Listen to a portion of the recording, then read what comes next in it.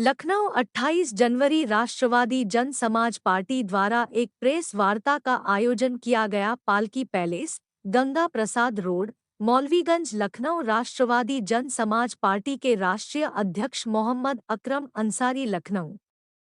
शहर लोकसभा सीट से चुनाव लड़ेंगे।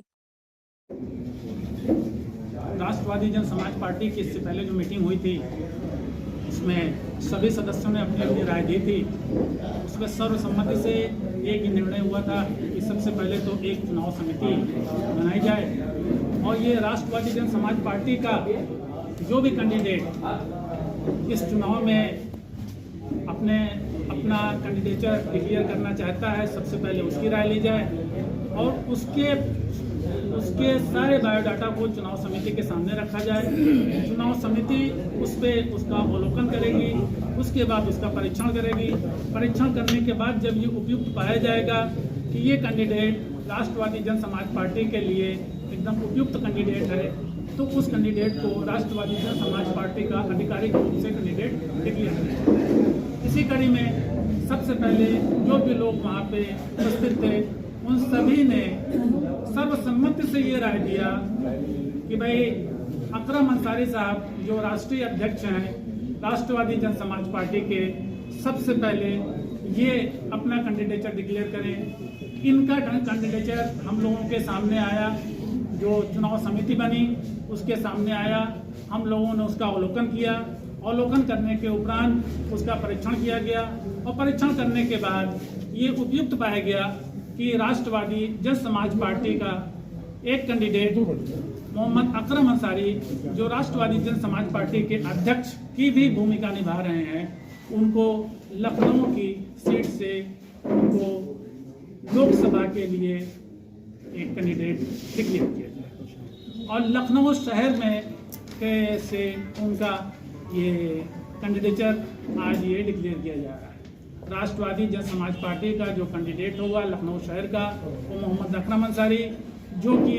राष्ट्रवादी जन समाज पार्टी के अध्यक्ष भी हैं। और इसके पीछे जो सबसे बड़ी मंशा थी, जिससे आप लोग भी सहमत होंगे, कि अपने घर की समस्याओं को अपने घर का कैंडिडेट, अपने घर का सदस्य जितनी अच्छी तरीके से उसका समाधान कर सकता है,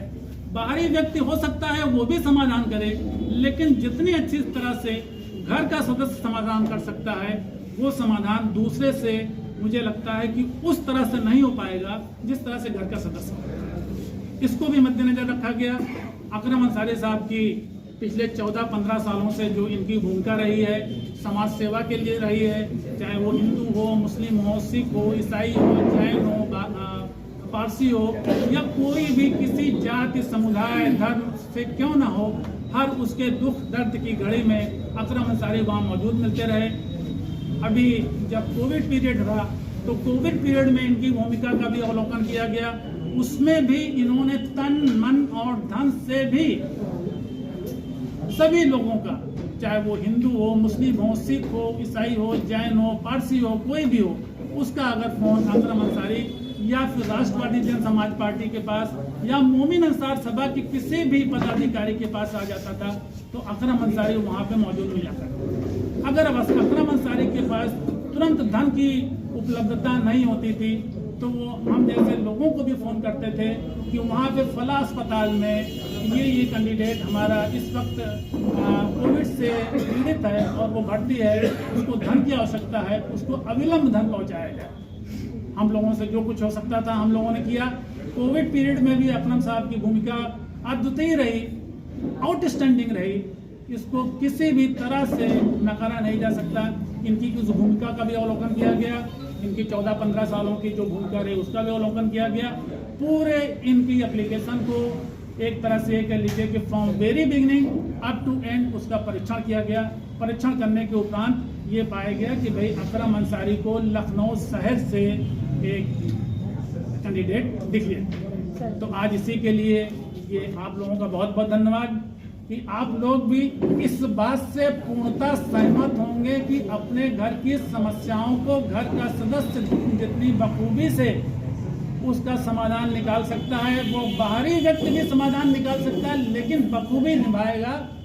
अपने घर का सदस्य। इसीलिए आज मैं अकरम साहब को ये बधाई देता हूँ और मैं पूरा आश्वस्त करता हूँ कि मोमिन अंसार सभा के जितने सदस्य हैं वो, राष्ट्रवादी जन समाज पार्टी के जो सदस्य हैं वो, और लखनऊ शहर में जो आपकी भूमिका रही है उसको मद्देनजर रखते हुए हिंदू, मुस्लिम, सिख, ईसाई, जैन, बौद्ध, पारसी और जो भी लोग हैं सारे लोग अकरम साहब के साथ खड़े हैं। जी सर, आपको राष्ट्रवादी जन समाज पार्टी के सर्वसम्मति से लोकसभा सीट का प्रत्याशी बनाया गया है, क्या कहेंगे सर आप अपनी तरफ से? इसके लिए तो मैं अपनी पार्टी के सभी अपना चुनाव समिति के लोगों को और साथियों को उसका लिए धन्यवाद देता हूं। और क्योंकि हमको इसलिए मैदान में आना पड़ा और इसलिए सभी ने एक साथ एक सहमति जताई है, चूँकि इस टाइम धर्म की राजनीति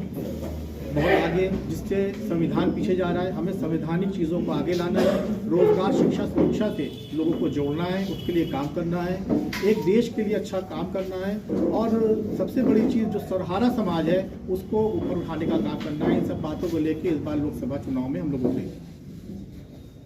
प्रत्याशियों में घोषित करने के बाद अब बाकी के 14 प्रत्याशी जल्दी राष्ट्रवादी जन समाज पार्टी व चुनाव समिति उनको घोषित करेगी। सर, आगे के चुनावों में किसी पार्टी के साथ क्या गठबंधन करने की उम्मीद है या स्वतंत्र रूप से ही चलेगी? देखिए, जो राष्ट्रवादी जन समाज पार्टी है इसका अपनी आइडियोलॉजी है और ये देखने की बात है कि आइडियोलॉजी से राष्ट्रवादी जन समाज पार्टी कभी भी समझौता नहीं करेगी। इसलिए राष्ट्रवादी जन समाज पार्टी अपने प्रत्याशियों के साथ इस बार मैदान में होगी ताकि हम देश की जनता को उसके हुकूक दिला सकें, उसके साथ न्याय कर सकें।